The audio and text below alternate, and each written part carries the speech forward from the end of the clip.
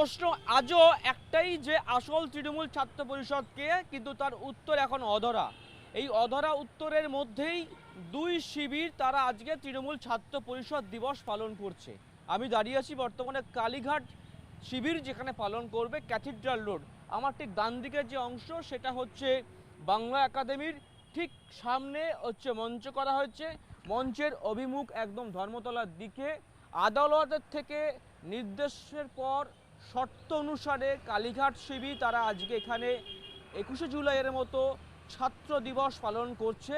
অন্যদিকে ঋতব্রত শিবির তারা পালন করছে কোথায়, রানী রাসমণিতে। আদালতের শর্ত এটাই যে 12টা থেকে 3টের মধ্যে এই সভা শেষ করতে হবে, 1500-র বেশি জমায়েত করা যাবে না।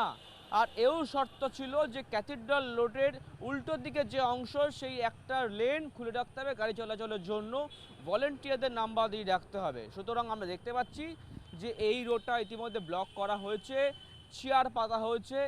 12টার আগে থেকে সভা শুরু হবে, ছাত্রছাত্রী তারা আসবে, যারা হচ্ছে তৃণমূল ছাত্র পরিষদের সদস্য তারা আসবেন, এখানে সভা হবে, এই মঞ্চে ভাষণ রাখবেন প্রত্যেকে।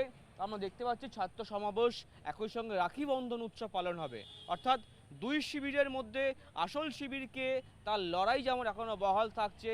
আদালতের ঋতব্রত শিবির তারা কি বলেছে, আমরাই আসল তৃণমূল ছাত্র পরিষদ, আমাদের কাছেই সমস্ত লোকেরা রয়েছে, আমি প্রেসিডেন্ট সুদীপ রাহা বলছেন। কিন্তু আদালত সেটার মধ্যে ঢোকেনি। আদালতের স্পষ্ট বক্তব্য ছিল কে আসল কে ডুপ্লিকেট সেটা প্রশ্ন নয়, বিষয়বস্তু হচ্ছে এইটা যে আপনারা পালন করবেন আপনারা করুন। তাই 21শে জুলাইয়ের মতো কালীঘাট শিবিরকে এই স্থানটায় দেওয়া হয়েছে ক্যাথিড্রাল রোড।